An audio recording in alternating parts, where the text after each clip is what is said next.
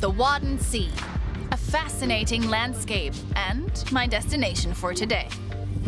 At low tide, the sea recedes several kilometers, allowing us to walk along the seabed without getting our feet wet. It's always good to have a guide. Nele, a volunteer with the Wadden Sea Protection Service, leads us through the mudflats and introduces us to their hidden inhabitants, or at least some of the 10,000 species that live here. Like this little crab, for example. These heaps give away the hiding places of the Wadden Sea's most active inhabitant, sandworms. In 1 year, they turn over the entire soil of the mudflats, bringing oxygen into the ground and nutrients to the surface. What better way to introduce you to today's plan? I don't only want to get close to nature, I want to dive right in.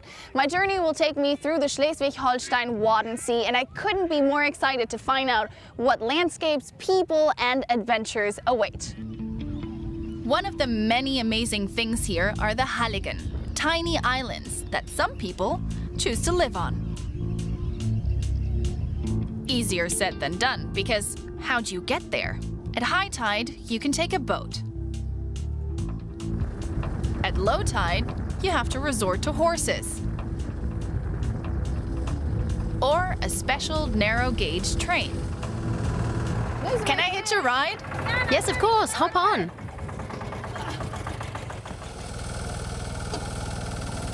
The train can run any time of the day, and the Halligen's inhabitants use it to transport just about anything.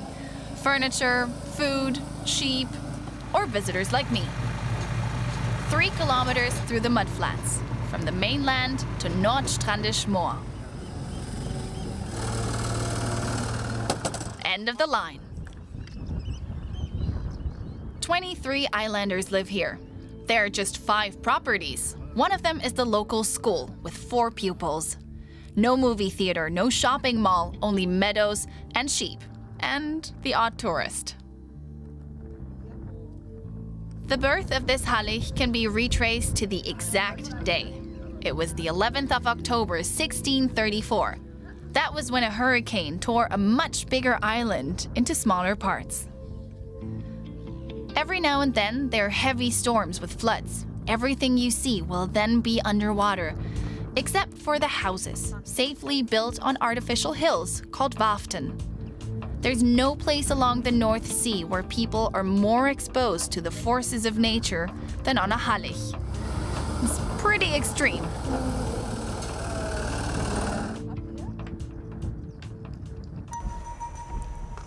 Next stop, the Multima-Watt-Forum in Tönning, an information center for the Schleswig-Holstein Wadden Sea.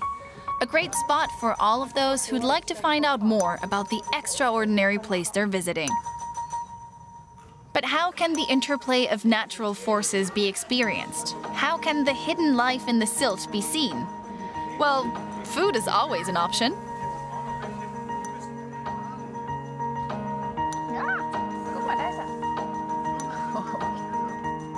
The feeding sessions at the Multima-Watt-Forum are extremely popular,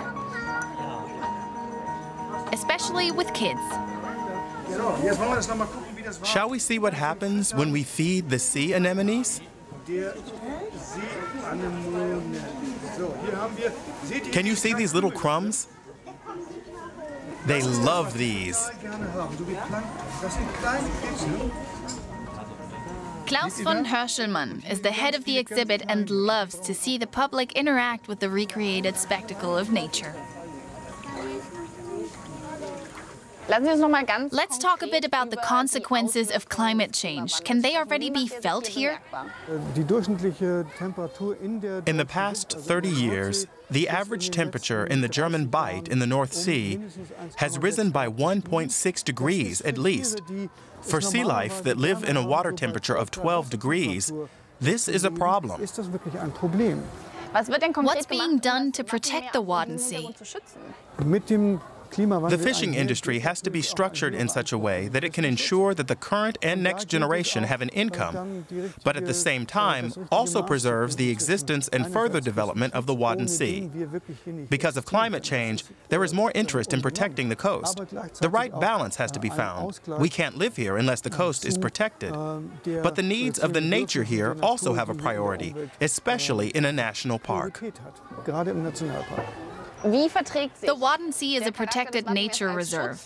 How can it cope with the hordes of summer tourists coming to the area?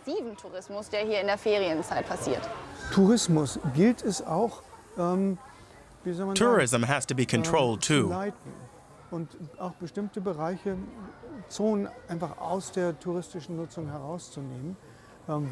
We have huge beaches, huge coasts, areas where tourists can really relax. We see that in the numbers.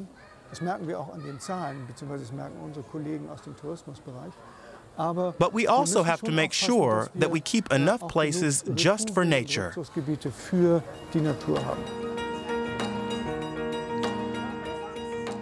I'll take another look around. When else am I going to get the chance to meet this many Wadden Sea creatures? From tiny organisms, all the way to big fish.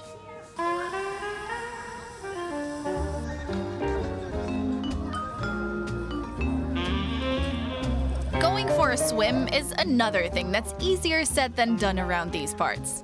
When the tide is low, not a chance. But be patient.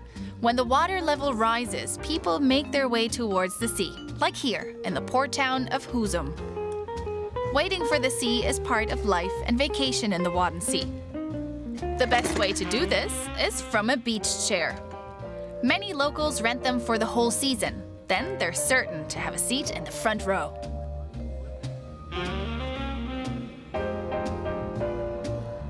You shouldn't miss a stroll through the port city Husum. The old inner harbor is the town's lively meeting place and boulevard. On the quay, you'll find cozy cafes, restaurants, and bars.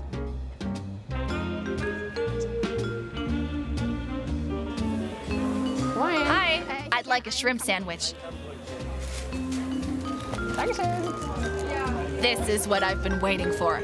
The shrimp are caught pretty much right at the doorstep. Couldn't be fresher.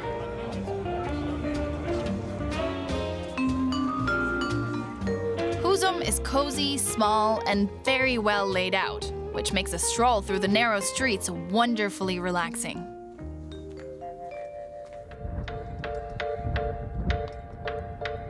Some 40 minutes south, you'll find the area's most beautiful sandy beach, St. Peter-Ording.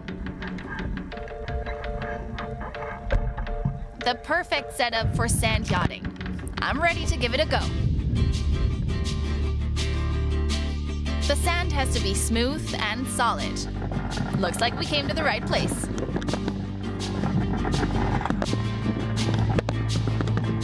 The pros hit speeds of up to 70 kilometers an hour. At first, that feels like a stretch, but we're learning fast. We've got the hang of it after 4 hours. And we're looking pretty good, don't you think?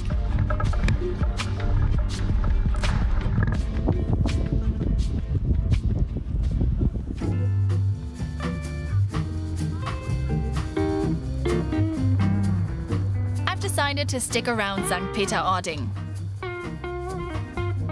Houses built on stilts like this one are an exception along the North Sea. You won't find them anywhere else but here. The perfect spot to take a last good look at the Mudflats and wait for the sun to sink into the ocean.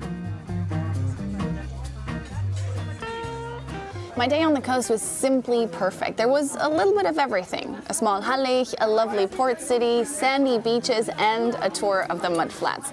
And every place I visited taught me a little more about what it's like to live around and with the tides. The big lesson? Living close to nature is a lot different from living right in the middle of it.